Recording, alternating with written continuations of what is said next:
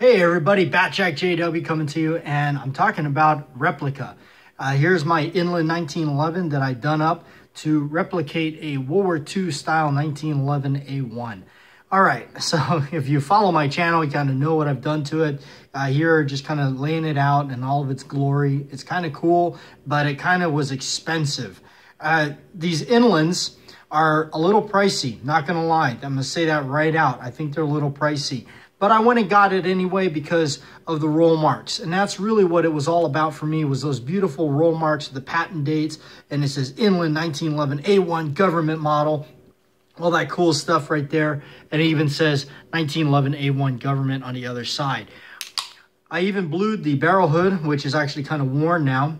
And the look of the gun is kind of worn too, because I went over on the some of the edges here with some steel wool and stuff to age it a little bit, make it look a little more awesome. That is, for me, that is my opinion on it being awesome, right? So other people, and you know, a million people will agree with you and a million will disagree with you, but that's okay, because as long as you're happy with it, that's all that matters, right?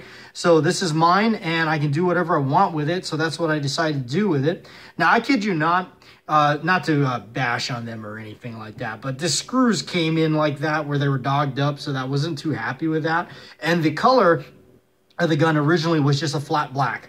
I actually own an original 1911 A1, and it kind of has this off kind of gray, kind of almost green tinge to it that I've talked about many, many times in a video. So I went ahead and because I was unhappy with it, I actually called them, and originally they had these sent out with the correct color that I thought was the correct color, awesome color.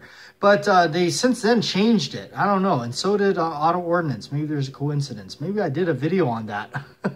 But anyhow, this is what I did to mine. I went ahead and actually spray painted mine.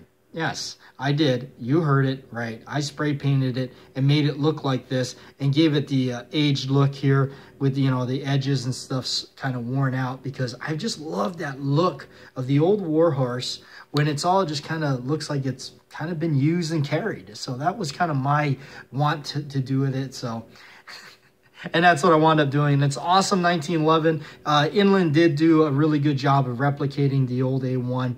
They did do a pretty close representation of it. So it's not too bad. The trigger is a little longer than what it should be. It should be a little shorter trigger, but everything else they got right. The sights they got down pretty well.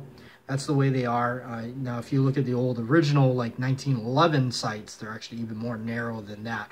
But the A1 has always been my favorite variant or version or whatever you want to call it, the gen of 1911s with the arched mainspring housing, lanyard loop. I love that. I know a lot of people don't, but it fits my hand the way I like it.